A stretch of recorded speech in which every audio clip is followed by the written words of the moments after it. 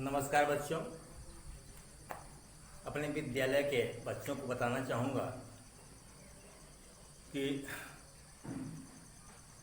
Kuldeep sir थोड़ा अस्वस्थ चल रहे हैं, इसलिए मुझे पढ़ाना पड़ रहा है। लेसन 2 से वो पढ़ाएंगे।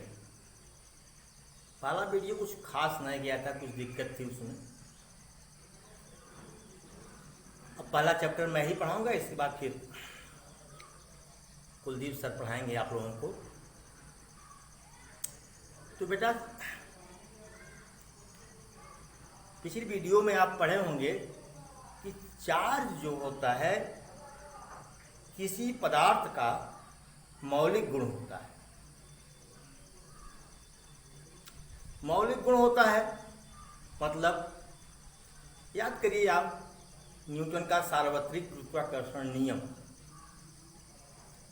ब्रह्मांड में प्रत्येक 2 पिंडों के बीच एक बल कार्य करता है, आकर्षण बल कार्य करता है। वह बताया गया था कि यह बराबर capital G m1 m2 upon r²। वास्तव में 2 पदार्थों के बीच जो बल कार्य करता है, वहां तो m1 m2 मास है, द्रव्यमान है।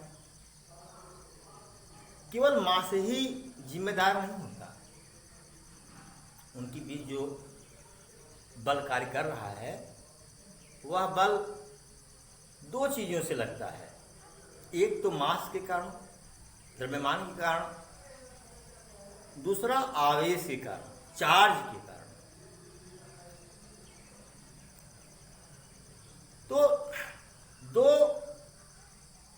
चार्ज पार्टिकल आवेशित कण के बीच एक बल कार्य करता है।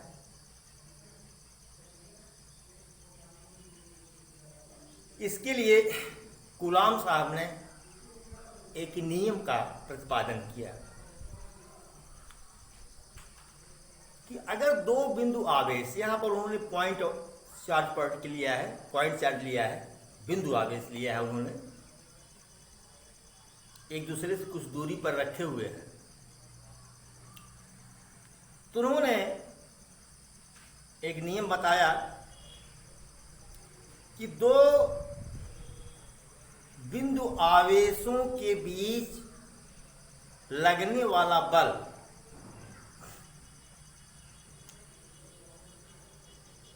आवेशों की मात्राओं के गुणनफल के अनुक्रमानुपाती तथा उनके बीच की दूरी के वर्ग के व्युत्क्रमानुपाती होता है। आइए समझते हैं इसको। तो आप मैं जो बोला हूं लिख सकते हैं आप लोग। ये 2 चार्ज पार्टिकल्स हैं, ये 2 चार्ज पार्टिकल्स हैं, सॉरी पॉइंट चार्ज है, सॉरी पॉइंट चार्ज है। यह Q1 है, यह Q2 है। Q1 Q2 क्या है? 2 पॉइंट चार्ज है और Q1 उस पर आवेश की मात्रा है। Q1 क्या है? उस पर आवेश की मात्रा है। Q2 इस पॉइंट चार्ज पर आवेश की मात्रा है और इनके बीच की जो दूरी है वह स्मॉल r है। उन्होंने 2 चीज बताया। पहला बताया इन दोनों आवेशों के बीच, Q1 और Q2 के बीच जो लगने वाला बल है यह अनुक्रमानुपाती है। किसके? दोनों की मात्राओं के गुणनफल, दोनों की मात्राओं के गुणनफल। और दूसरी चीज उन्होंने बताया कि यह व्युत्क्रमानुपाती होता है किसके? बीच के दूरी के वर्ग। अगर इन दोनों को मिला दें, ठीक है, कथन A वर्ग 2 से, तो F बराबर क्या होगा बेटा? F बराबर, सॉरी, F अनुक्रमानुपाती होगा Q1 Q2 अपॉन R²।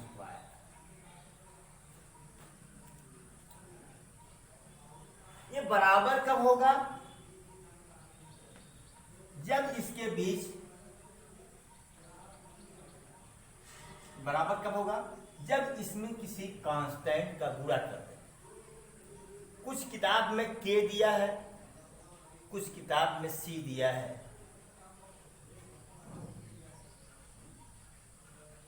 तो हम के ले लेते हैं, माथा पच्ची नहीं करेंगे।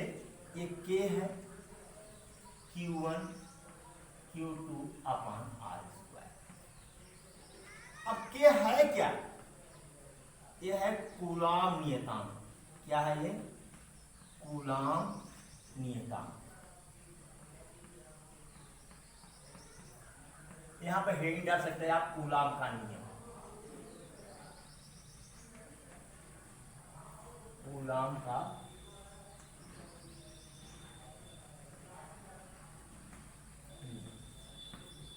ये कूलाम नियतांक।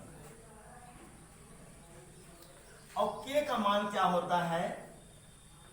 1/4 पाई एप्सिलॉन नॉट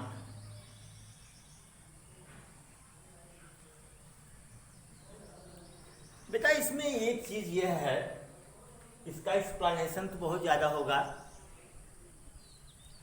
जो एप्सिलॉन नॉट है, ये एप्सिलॉन नॉट क्या है?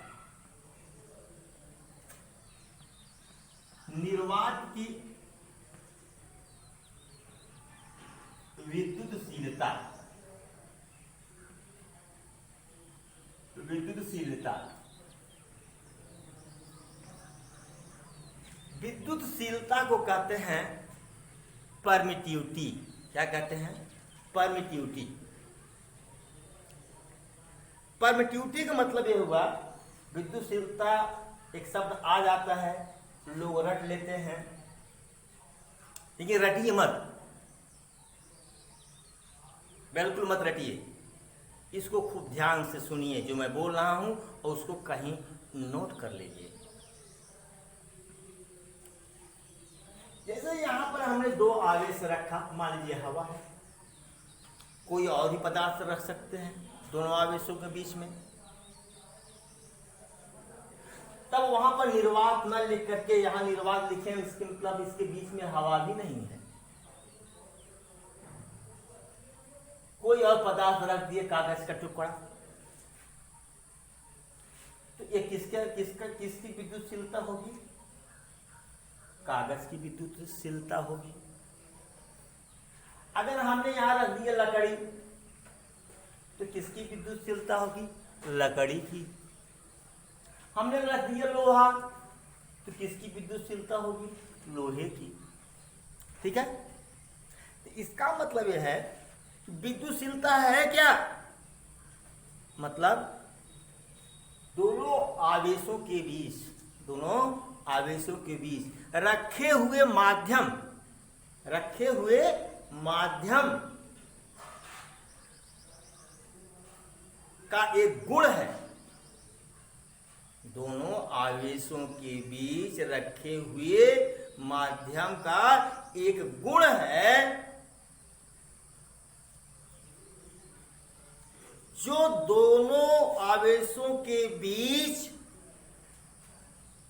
लगने वाले बल को प्रभावित करता है, लगने वाले बल को प्रभावित करता है।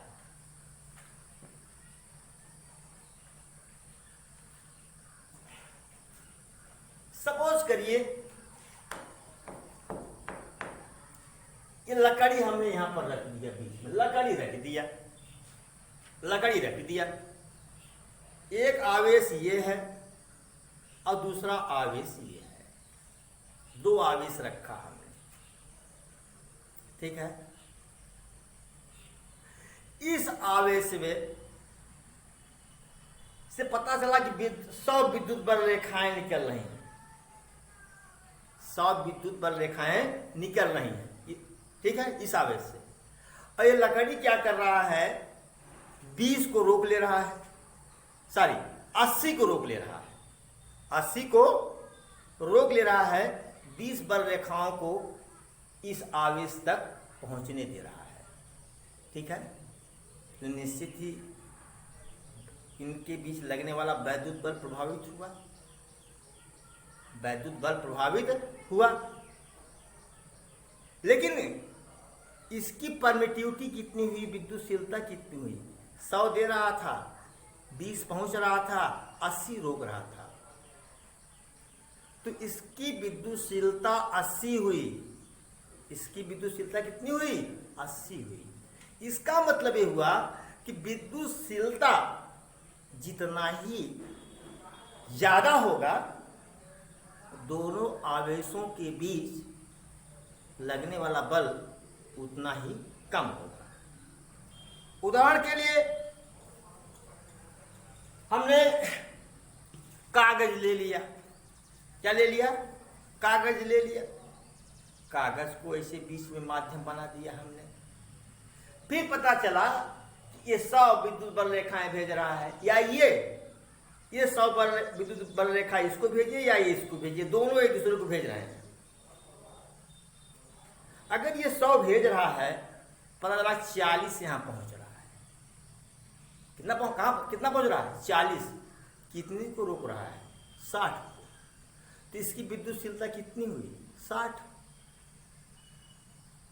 अब डस्टर से यानी लकड़ी से तो कम है ना इसकी विद्युतशीलता, तो अब कागज से रखने पर ज्यादा विद्युत बल कार्य करेगा और लकड़ी के रखने पर कम विद्युत बल कार्य करेगा। समझ में आया? तो विद्युतशीलता ज्यादा है और तो वैद्युत बल कम है, वैद्युतशीलता कम है तो वैद्युत बल ज्यादा है। यहां पर हमने लिखा है 4 पाई। क्या लिखा है? 4 पाई। सोचो कि किसी बिंदु के चारों तरफ कितने एंगल का कोण बनता है? 4 पाई, 360 डिग्री। ठीक है, 360 डिग्री। अब सोचो पहले कि अगर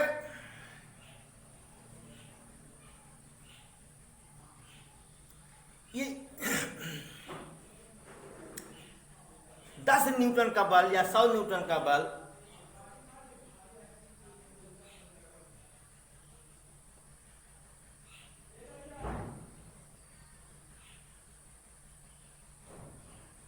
या सपोज करो इसमें से 100 बल रेखाएं निकल रही हैं।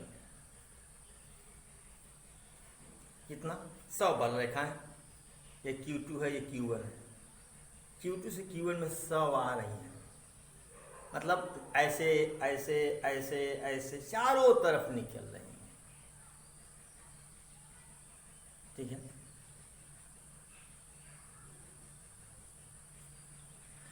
तो इधर से ये तो पूरा जगह तो घेरा नहीं है, केवल कुछ भाग लिया हुआ है। अगर हम कहें कि एक बल रेखा के लिए एक बल रेखा जब निकलेगी तो कितना कोण घेरेगी?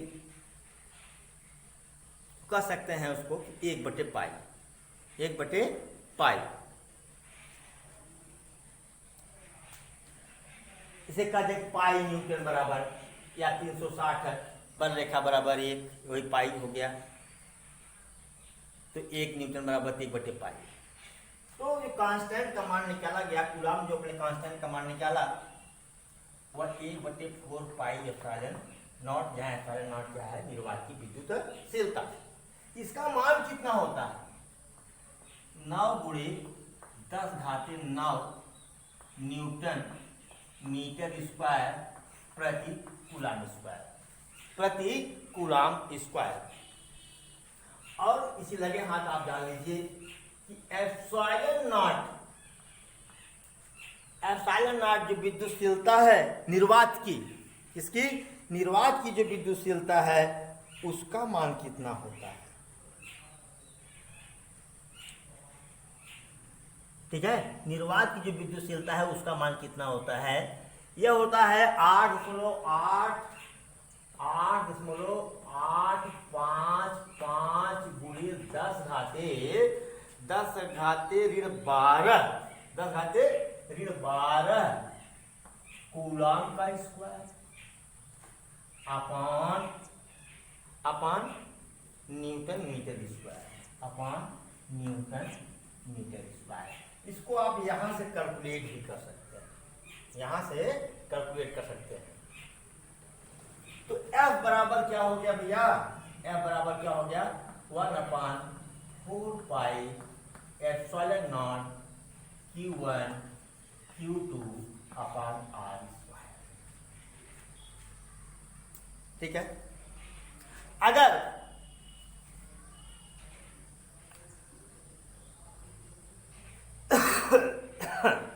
दोनों आवेशों के बीच में, दोनों आवेशों के बीच में जो पदार्थ रखा गया है, दोनों आवेशों के, यदि दोनों पदार्थों के बीच रखे पदार्थ की आपेक्षिक विद्युतशीलता, आपेक्षिक मतलब निर्वात से वही तुलना, निर्वात विद्युतशीलता पदार्थ विद्युतशीलता, निर्वाचित आपेक्षिक विद्युत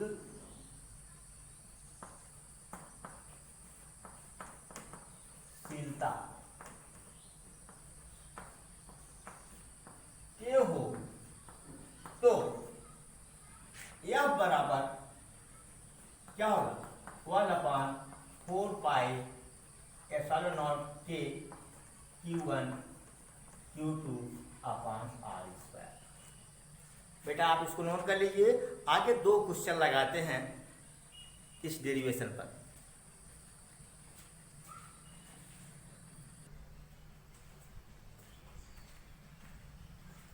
हाँ बेटा, क्वेश्चन लगाने से पहले थोड़ा सा हम जान लेते हैं कि कूलाम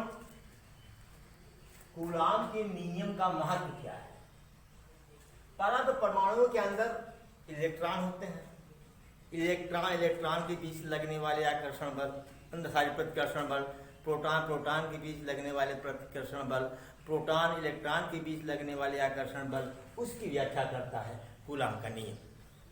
दूसरा है परमाणुओं और अणुओं के बीच जो बल कार्य करता है उसकी व्याख्या करता है। ठीक है। इसके बाद हम आते हैं क्वेश्चन पर जो आपकी एनसीईआरटी में दिया हुआ है। क्वेश्चन नंबर 1 है, वायु में एक दूसरे से 30 सेमी की दूरी पर स्थित 2 छोटे आवेशित गोले पर क्रमशः 2 × 10⁻⁷ कूलाम वह लिखा हुआ है, वह 3 × 10⁻⁷ कूलाम आवेश है, उनके बीच कितना बल लगेगा। लगा इसलिए देता हूं समय कम लगे, वीडियो लंबा न बने तो दिक्कत होती है। तो R दिया 30 सेंटीमीटर, इसमें 100 का भाग दिया तो मीटर बन गया, ये क्या हो गया, 3/10 मीटर।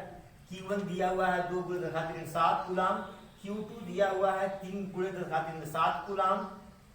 फिर फार्मूला का प्रयोग करते हैं, क्या, F बराबर 1/4 pi epsilon not Q1 Q2 upon R square. इसका मान होता है, इस पूरे का मान क्या होता है, 9 × 10⁹। Q1 का मान दिया 2 × 10⁻⁷,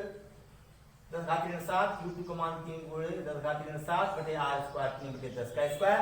जब देखिए 9 दूनी 18, 18 54 लिख दिया, ऋण 7 ऋण 7 ऋण 14 फिर धन 5 ऋण 5 हुआ, फिर 9/100 100 चला जाएगा ऊपर, तो 54 × 10⁻5 × 100 बटे 9, 9 छके 54, तो 6 × 10⁻5 और 100 को लिख सकते 10⁻2, ऋण 5 धन 2 ऋण 3, 6 × 10⁻3 6 × 10⁻3 न्यूटन का बल कार्य करेगा। नोट कर लें, एक सवाल और बताऊंगा।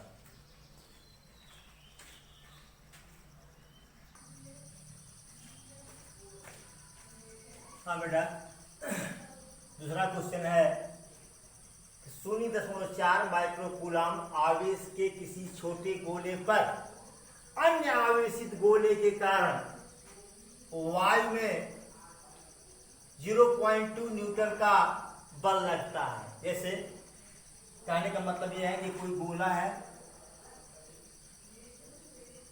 ठीक है, इस पर Q1 कितना है 0.4 माइक्रोकूलम। ये कोई दूसरा गोला है, ठीक है, ये Q2 है, इसके कारण इस पर कितना बल लग रहा है 0.2, और बीच में क्या है Y, क्या है बीच में Y। यदि कह रहा है एक दूसरे गोले पर 0.8 माइक्रोकूलम, मतलब Q2 बराबर दिया है 0.8 माइक्रोकूलम, ठीक है। फोटो बीच की दूरी क्या है और दूसरे गोले पर लगने वाला बल, यानी पहले गोले के कारण दूसरे पर लगने वाला बल कितना है। तो देखते हैं इसको हम। तो Q1 दिया है 0.4 माइक्रोकूलम, इसमें 10 घाते ऋण 6 का गुणा कर देंगे तो कूलम हो जाएगा।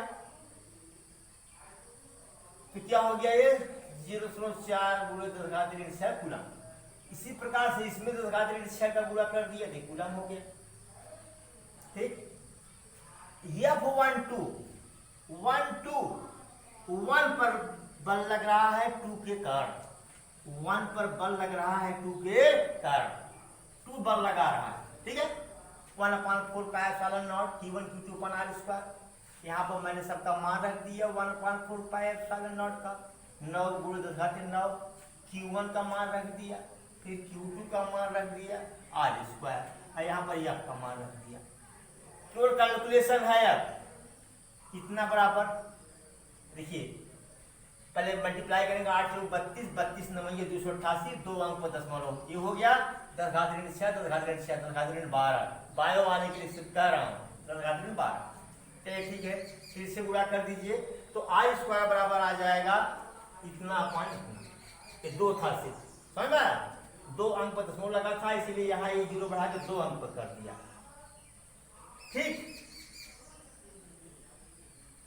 शायद मैंने कुछ गलती कर दी, यहाँ 20 होना चाहिए था, क्या 20, जब 2 अंक पे नीचे 2 अंक को ऊपर दशमलव कर दिया 20, ठीक है। तो यहाँ पर बटे 10 होना चाहिए था,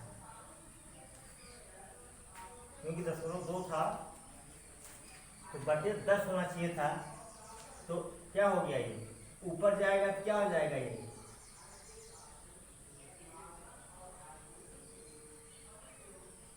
ऋण 13 हो जाएगा।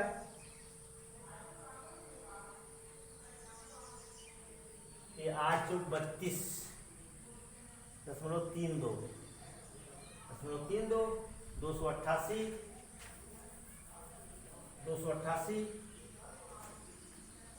0.20 कर दिया हमने, 20 हो गया।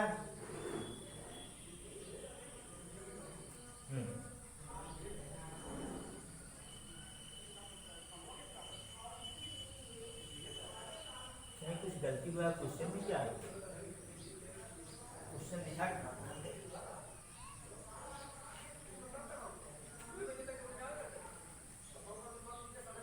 कहीं पर क्वेश्चन लिखा था, एक सेकंड,